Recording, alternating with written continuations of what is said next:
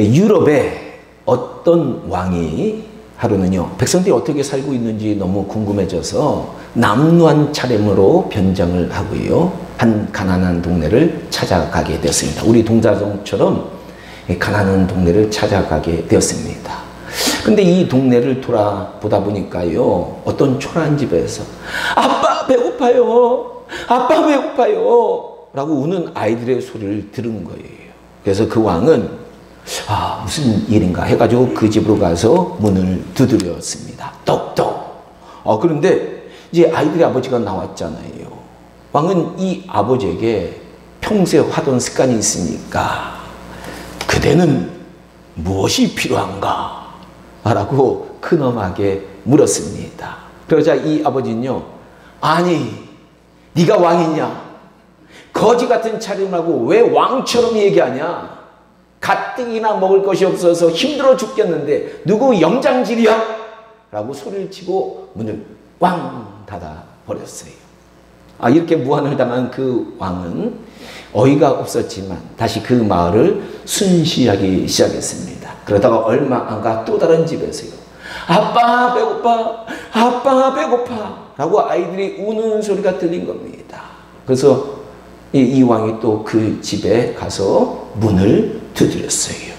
곧 아이들의 아버지가 나왔습니다. 왕은 그 아버지에게 근엄하게 그대는 무엇이 필요한가?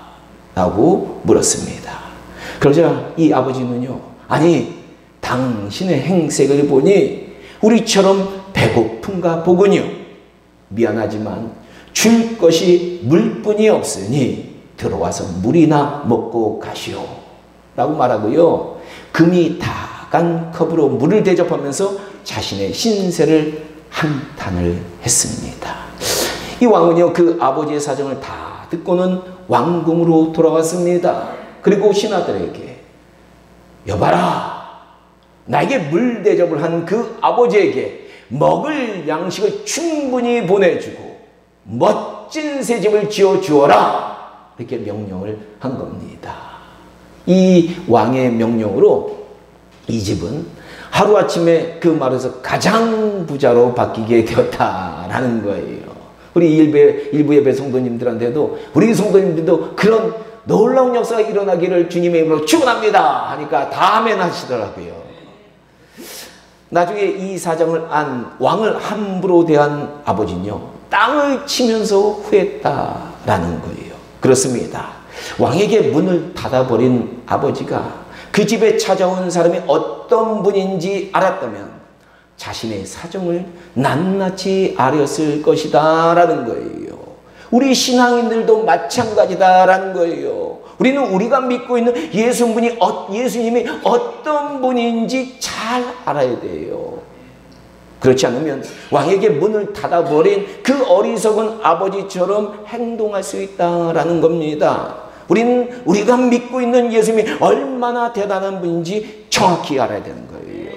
아니 병든 자들은 우리 성경에 보세요. 예수님이 병든 자들이 요청하면 다 고쳐주셨잖아요. 믿음을 가져라 그러니까 그 믿음을 가지니까 다 고쳐주셨잖아요.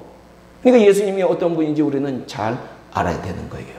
그래서 저는 올해 들어서 이 로마의 박해를 직면하고 있고 초대교회의 중심적인 위치를 차지하고 있었던 유대인 크리스천들에게 예수님이 어떤 분인지 자세히 알려주려고 기록된 히브리서의 말씀을 계속적으로 지금 나누고 있는 겁니다. 이 신약성경에서요, 제가 보니까요, 예수님이 어떤 분인지 집중적으로 잘 설명하고 있는 성경은 히브리서가 단연 최고다라는 거예요. 그러니까 여러분들께서도요, 예수님이 어떤 분인지 정말로 깊이 알고 싶은 분들은 히브리서를 깊이 읽어보시기 바랍니다. 그래서 저는 지난주에 히브리서 1장 1절과 2절을 통해서 우리가 믿고 있는 예수님은 구약의 여러 선지자들과 또 여러 모양으로 예언해 오신 바로 메시아이시고요, 하나님의 말씀을 최종적으로 전해주신 하나님의 아들이시다라는 사실을 알려드렸습니다. 그러니까 여러 선지자들이 있지만 하나님의 말씀을 최종적으로 우리에게 알려주신 분은 바로 누구다? 예수님입니다. 라는 거예요. 그러니까 여러분, 세상에서 이 이슬람교가, 마호메트가 바로 최종적인 선지자다, 하나님이 보내신 최종적인 선지자다 라고 그렇게 유혹하는데, 그런 유혹에 넘어가면 될까요, 안 될까요? 안 돼요. 그리고 또한 예수님은요, 만유의 상속자이시고요, 하나님 아버지가 예수님과 함께 모든 세계를 창조하신 창조자이시다 라는 겁니다. 바로 지난주에 나눈 것이 여기까지예요. 오늘 본문에서도요, 히브리서 저자는 예수님이 어떤 분인지 우리에게 잘 알려주고 있습니다. 오늘 본문은 딱 한 절이에요. 하지만 히브리서 저자는 이 한 절을 통해서 예수님에 대해서 5가지로 알려주고 있다라는 거예요. 그 첫 번째가, 예수님은 하나님의 영광의 광채다 라고 말하고 있습니다. 사실 유대인들에게는요, 하나님의 영광은 하나님의 임재를 직접 눈으로 볼 수 있는 상태를 가리키는 특별한 표현입니다. 그래서 출애굽기 24장에서 모세가 시내 산에 올라가서 무엇을 받았습니까? 십계명을 받았잖아요. 그래서 이 십계명을 받을 때 하나님이 임재하시고 구름이 그 산을 가렸는데, 이때를 출애굽기 24장 17절은 이렇게 기록하고 있습니다. 산 위에 여호와의 영광이 이스라엘 자손의 눈에 맹렬한 불같이 보였고, 그렇죠? 맹렬의 불같이 쫙 타올랐다는 거예요. 이뿐만 아닙니다. 출애굽기 40장에서 이스라엘 백성들이 하나님의 명령에 따라 성막을 완성하자, 그 성막에서 하나님께서 임재하신 것을 보여주었는데, 이것을 다음과 같이 하나님의 영광이라고 표현했다는 거예요. 구름이 회막에 덮이고 여호와의 영광이 성막에 충만하며 모세가 회막에 들어갈 수 없었느니라. 아멘. 그러니까 성막을 하나님의 명령대로 지어드렸더니 거기에 하나님께서 임재하셨다라는 거예요.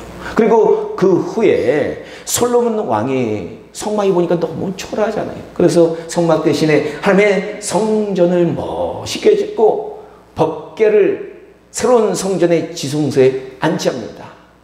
여러분, 성전만 지었다고 하나님의 전이 되는 게 아니에요. 거기에 하나님의 법궤가 있어야지만 하나님의 전이 되는 거거든요, 과거에는요. 그래서 하나님의 성전의 법궤를 안치하고 나올 때, 그때도 보니까 하나님의 임재가 나타난 것을 목격하게 되는데, 이때도 열왕기상 8장 10절과 11절에서 다음과 같이 하나님의 영광을 표현하고 있다라는 겁니다.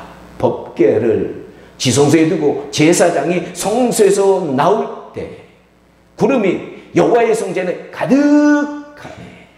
제사장이 그 구름으로 말미암아 능히 있어서 섬기지 못하니 이는 여호와의 영광이 성전에 가득함이었더라. 아멘. 우리 성민교회도 이런 하나님의 임재가, 하나님의 영광이 불같이 임하기를 주님의 이름으로 간절히 소원합니다. 이처럼 구약 성경에서는요, 수많은 곳에서 이스라엘 백성들이 본 하나님의 임재를 나타내는 표현이 뭐라고 했어요? 하나님의 영광이라고 표현하고 있습니다. 바로 히브리서 저자는요, 이 동일한 하나님의 영광, 즉 하나님의 임재가 이제 하나님의 아들이신 예수 그리스도를 통해서 우리에게 나타났다라는 사실을 오늘 본문에서 알려준 것이다 라는 겁니다. 당시 유대인 크리스찬들은요, 하나님의 영이 하나님의 성전에만 임재하는 것으로 생각했어요. 착각이. 그러나 히브리서 저자는 마태복음 12장 6절에서 예수님이 뭐라고 말씀하시느냐, 인자는 성전보다 더 크다 이렇게 말씀하셨거든요. 그러니까 인자가 누구냐면 예수님이에요. 이 말씀을 알고 있는 거예요, 히브리 저자는요. 그리고 교회 공동체는 하나님의 영이 임하는 새로운 성전임을 그는 잘 알고 있었습니다. 그래서 교회의 머리 대신 예수님이야말로 인간의 몸을 입으시고 교회에 임재하신 하나님이시고, 이 하나님의 임재를 구약적으로 표현하면 하나님의 영광의 광채라고 말한 겁니다. 그러므로 당시 이 믿는 자들은요, 어떤 어려움에 처하고 있었느냐. 아니, 로마의 황제가 자기가 태양의 아들이라고 얘기하는 거예요. 그러면서 크리스찬들을 박해하고 있습니다.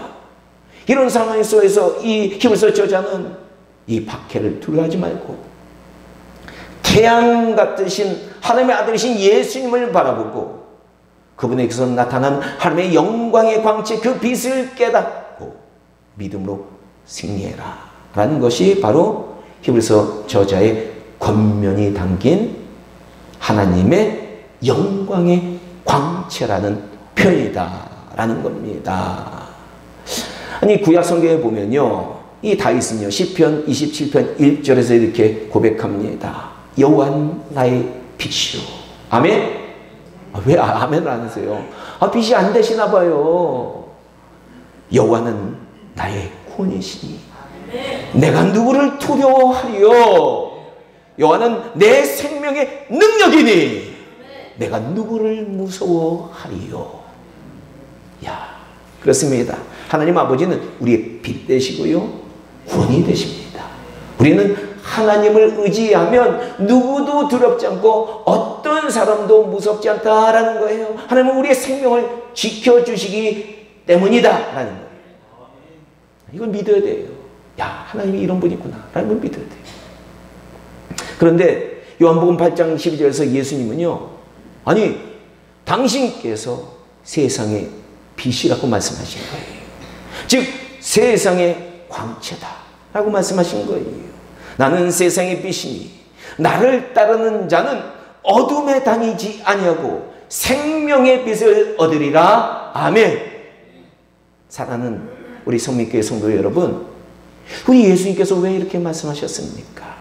그것은요, 하나님 아버지가 빛 되시고 구원자 되시고 생명을 주시고 지켜주시는 분이므로, 아니, 하나님 아버지의 아들이 되시는 예수님도 당연히 빛 되시고 구원자 되시고 생명을 주시는 분임을 말하신 거예요. 이걸 믿으셔야 돼요. 그러므로 히브리서 저자는 예수님에게 이 빛이라는 의미를 가진 광채라는 표현을 사용했어요. 예수님 안에는 무엇이 있다는 걸 우리에게 알려준 것이냐? 예수님 안에는 구원이 있고 생명이 있다라는 것을 우리에게 알려준 것이다 라는 겁니다. 그러니까 어떤 고난 가운데서도요, 우리 빛 대신 예수님, 하나님의 영광의 본체가 되시는 이 예수님을 믿음으로 바라보면서, 야, 우리는 구원을 바라야 되고요, 생명을 얻어야 된다라는 것을 말하고 있는 거예요. 우리 성민교회 성도님들께서도요, 우리 인생 살다 보면 얼마나 고난과 어려움과 힘든 일이 많이 있습니까? 여러분, 인생이 너무 힘든 거예요. 쉽지 않은 게 인생이에요. 이런 세상에서 살면서 하나님의 영광의 광채가 되시는, 즉 빛이 되시는 우리 예수님을 바라보면서 우리는 믿음으로 이겨야 될 줄로 믿습니다. 이겨야 돼요. 예수님을 바라보면서 이겨야 돼요. 예수님 바라보면요, 마음에 빛이 들어와요. 그걸로 이기는 거예요. 근데 크리스찬들 중에 예수님을 바라보지 못하는 사람은 어려움이 오면 예수님을 안 바라보니까 어둠이 꽉 차서 자포자기하고 포기합니다. 그러면 안 돼요. 예수님을 바라보고 예수님이 주시는 그 빛으로 승리해야 돼요. 둘째로 우리 예수님은 하나님의 본체 형상이라고 히브리서 저자는 오늘 본문에서 알려주고 있다는 거예요. 이 종교개혁의 선구자 중에 하나예요. 우리 장로교의 창시자, 누굴까요? 장로교의 창시자 칼빈 목사님이세요. 이 칼빈 목사님은요, 하나님은 모든 사람 안에 본능적으로 하나님에 대한 관념을 심어 놓으셨기에 사람들은 하나님을 모를 수 없다라고 말합니다. 이 하나님에 대한 관념을 칼빈 목사님은 또 뭐라고 표현하느냐? 종교의 씨앗이라고 지칭합니다. 이게 있어야지 신앙이 생기는 거 아니에요. 그렇죠? 그래서 우리 인간은 동물과 달리 이 신을 인식하는 거예요. 동물들이 어디 신을 찾습니까? 그렇죠? 우리 애완견들이 신 안 찾아요. 근데 인간은 유일하게 신을 찾는 거예요. 하지만 어떤 사람들은 이 하나님에 대한 의식과 관념을 의도적으로 외면하면서 하나님은 없다라고 말하는 불신앙인들이 있어요. 그러나 이런 사람들은 매우 어리석은 사람들이다라는 거예요. 시편 14편 1절은 이렇게 말합니다. 시편 14편 1절은 어리석은 자는 그 마음에 이르기를 하나님이 없다 하는도다. 그들은 부패하고 그 행실이 가증하니 선을 행하는 자가 없도다. 아멘. 이 말씀처럼 하나님께서는 우리 인간에게 분명히 하나님에 대한 관념을 심어 놓았는데 하나님을 외면하는 자들은 정말로 어리석은 자들이다 라는 겁니다. 그래서 그런 사람들은요, 죽은 후에 정말로 후회해요. 아니, 죽었는데 하나님이 살아계신 거예요. 이걸 목격하면 그 앞에서 통탄하고 벌벌 떨게 될 것이다 라는 거예요. 반면에 칼빈 목사님은요, 우리 인간은 절대적으로 타락했고 부패했기 때문에 우리 속에 있는 허영과 망상과 욕망과 욕심으로 하나님을 어리석게 상상해서 막 상상을 해내는 거예요. 신을. 자신들이 만든 미신을 거짓되게 신뢰한 결과로 여러 거짓된 종교들을 만들어 왔다라고 말씀을 하십니다.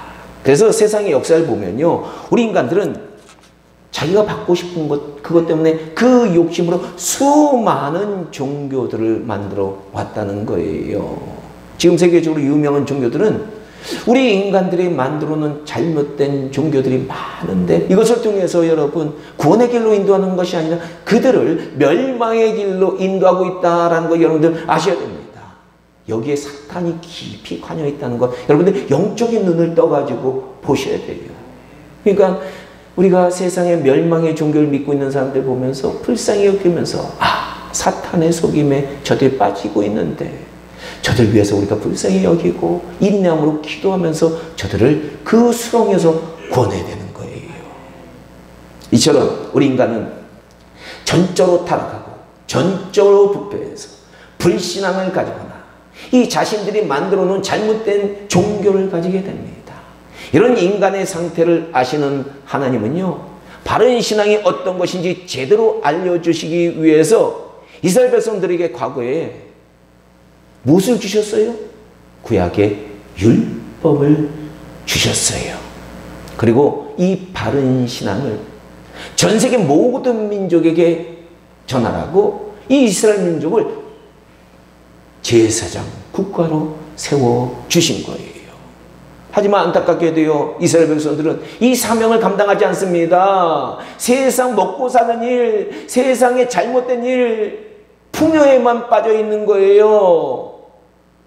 아니, 이스라엘 백성들의 역사를 보면요, 이 풍요를 추구해서 늘 보이지 않는 우리 하나님보다, 천지를 창조하신 이 보이지 않는 하나님보다는 보이는 우상들에게 더 가깝게 느껴서 수없이 하나님을 떠나고 우상을 섬긴 것이 바로 이스라엘의 역사다라는 거예요. 여러분, 우상을 섬기는 사람들 보면 너무너무 안타까워요. 왜? 아니, 우주가 얼마나 광대한데 그쪽만 우상을 섬기고 있는 거예요. 참 안타까워요.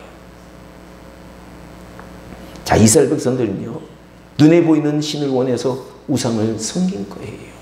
이처럼 온 세상과 이스라엘 백성들조차 눈에 보이는 신을 쫓아 가게 되니까요, 하나님은요,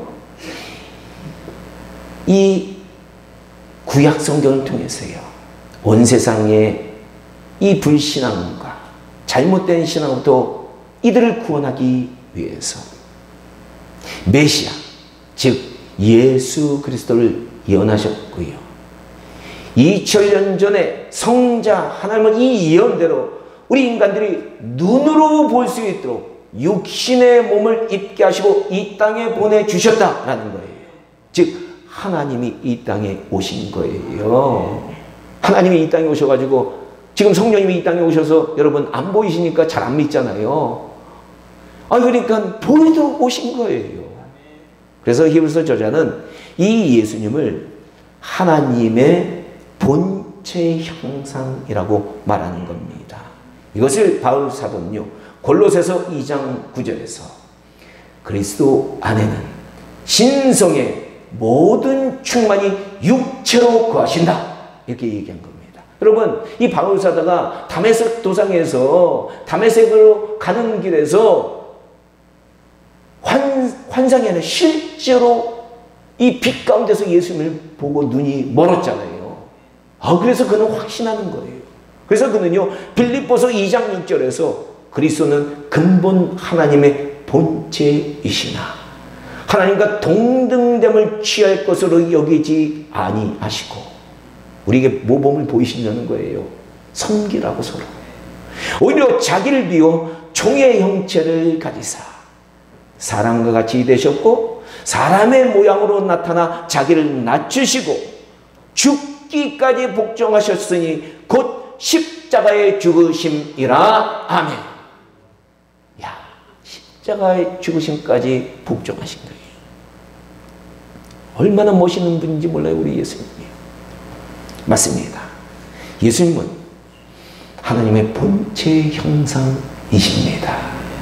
그래서 이제 최초의 전 세계 교회들의 공회인 니케아 공의회는요, 전 세계 교회들이 모여가지고 회의를 가진 거예요. 최초로. 이 니케아 공의회는 그리스도는 하나님 중에 하나님이시고 빛 중에 빛이시고 참 하나님 중에 참 하나님이시다 라고 선포한 겁니다. 할렐루야. 놀라운 선포하신 거예요. 자, 이 예수님께서 하나님의 형상 되심을 말하려면 너무 얘기할 것이 많아요. 그래서 여기서 마치려고 합니다. 그래도 우리는요, 이 예수님의 제자 빌립이 하루는 예수님에게, 아니 예수님 우리에게 하나님 아버지를 보여주세요. 제발 좀. 보면 열심히 잘 믿겠습니다. 그러면 정말로 족하겠습니다. 만족하겠습니다. 이렇게 간청했을 때 예수님께서 그에게 말씀하신 요한복음 14장 9절부터의 말씀은 꼭 이게 우리가 좀 나누면 좋을 것 같아요. 마지막으로요. 그래서 읽어드리도록 하겠습니다. 예수께서 이르시되 빌립아, 내가 이렇게 오래 너희와 함께 있을 때 너가 나를 알지 못하느냐. 아니, 예수님이 얼마나 수많은 기적을 행하셨어요. 예수님께 오는 자들마다 다 병을 낫게 하시고요, 심지어 무리까지 걸어주셨어요. 광풍까지 먹게 하셨어요. 근데도 예수님을 보고 깨닫지 못하는 거예요. 그래서 예수님이 말씀하십니다. 나를 본 자는 아버지를 보았거늘 어찌하여 아버지를 보이라 하느냐.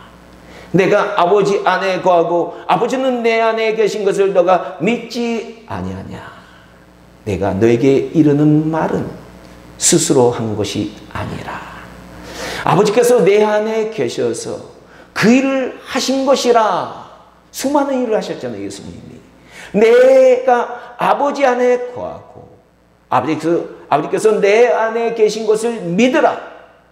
그렇지 못하겠거든. 내가 행하는 그 일로 말미암아 나를 믿으라. 아멘. 여러분, 지금도 예수님이 안 믿어지시는 분은요, 하나님의 아들이시고 삼일째 하나님이심을 믿지 못하시는 분은요, 예수님을 믿고서 수많은 사람들이 기적을 체험한 것을 듣고 믿으셔야 된다는 거예요. 야, 빌립이 참 멍청이에요. 우리 조그만 피조물이 어떻게 우주보다도 크신 하나님을 보겠어요? 그렇죠? 그래서 예수님이 이렇게 말씀하신 거예요. 말씀을 정리하겠습니다. 히브리서 저자는 오늘 본문을 통해 예수님은 하나님의 영광의 광채가 되신 분이고요, 하나님의 본체 형상이라고 우리에게 알려줍니다. 부디 우리 성민교회 성도님들께서는요, 이 예수님이 어떤 분인지 잘 아셔서 이 풍성한 믿음 위에 굳건한 신앙을 가지셔서 승리하는 믿음을 가지시길 주님의 이름으로 간절히 축원합니다. 믿음을 가져야 돼요. 예수님이 어떤 분인지 알고 믿음을 가지면 역사가 일어납니다. 그래서 1장 3절에 나머지 말씀은 다음 시간에 나누도록 하겠습니다. 기도하겠습니다.